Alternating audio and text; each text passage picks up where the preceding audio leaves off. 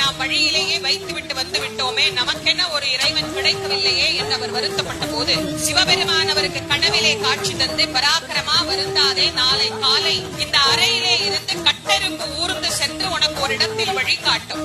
அந்த கட்டெரும்பு எந்த இடத்தில் நின்று சேர்ந்து முடிக்கிறதோ அந்த இடத்தில் பார், அங்கே சுயம்புவாக நான் இருந்து உனக்கு அருள் புரிவேன் என்று இறைவன் அவருக்கு கனவிலே எடுத்துரைத்தார்.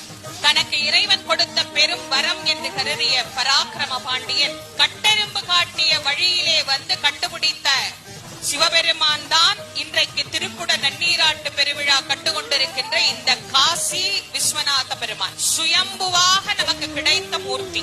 சரி, ஒரு லிங்கத்தை அங்க விச்சிட்டு வந்தாரே, அந்த லிங்கம் எங்க இருக்குது அப்படின்னா அதற்கு பெயர் சிவகாசி என்கின்ற ஊராக அது அமைந்தது. பராக்கிரம பாண்டியன் கொண்டு வந்த லிங்கம் தங்கிய ஊர் சிவகாசி.